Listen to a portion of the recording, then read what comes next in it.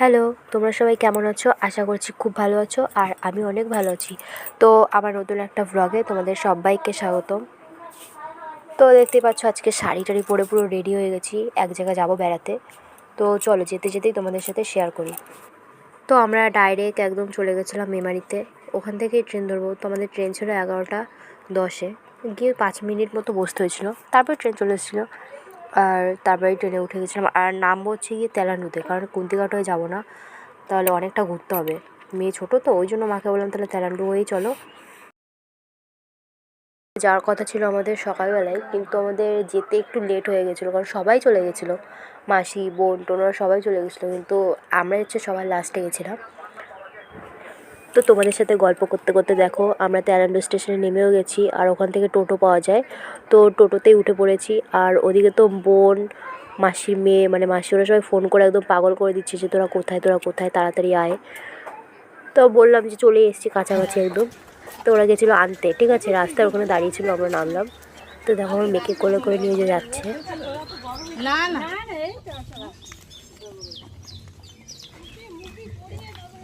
বাবা কিরকম হাওয়া জানো ইসে। এই হচ্ছে আমার বড় মামি, ছোট মামি। এবার ক্যামেরাতে হেবি সুন্দর। হ্যাঁ সব পরে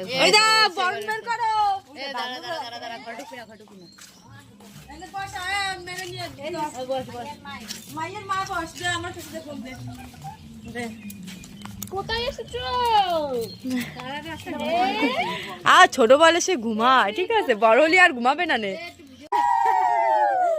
যাও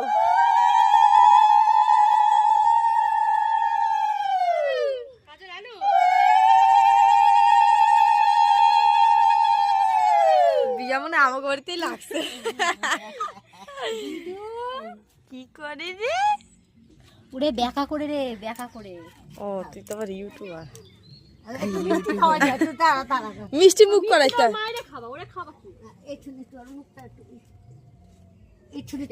কি চুল কাটিং দি? হ্যাঁ ও ওরকম না না, ও কাটেনি, ও ঘষায় উঠে যায়।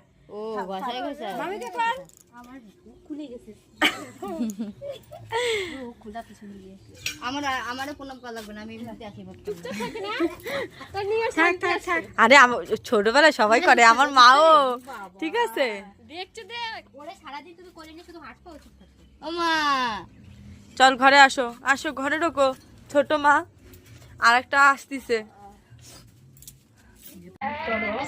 গাইস এই যে আমি মামা বাড়ি চলে এসেছি, আর এই যাচ্ছে আমার পুরো ওল ফ্যামিলি। এই যে আমার ছোট মাসি, এই যে আমার দিদা, এই যে আমার বোন, মাসির মেয়ে, এই যে আমার মা।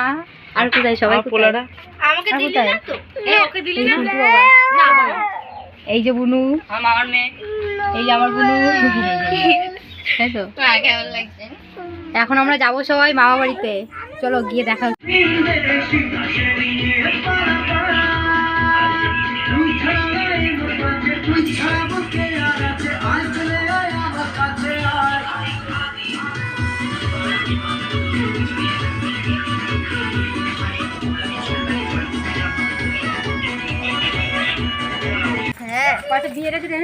এই যে কলা বাগান গাইস দেখো, এইখানে না দারুণ ছবি আছে। কি বুঝেছি, ফাউন্ডেশনটা ভালো ভালো প্রোডাক্ট আছে। হ্যাঁ সুগার এই যে কয় বছর পরে দেখালো? 1 বছর না না 1 বছরের বেশি, 1.5 বছর। হ্যাঁ হ্যাঁ হ্যাঁ এই যে 1.5 বছর 2 বছর পরে এই যে আবার দেখা হলো আমার বোনের সাথে। তো গল্প করতে করতে দেখো যেই মামার বিয়ে, আমরা সেই মামা বাড়িতে চলেও এসেছি। আর এখানে বড় মাসি আর ছোটো মাসি বসেছিল, বলছিলাম যে ভিডিও করছি একটু হাই করে দাও।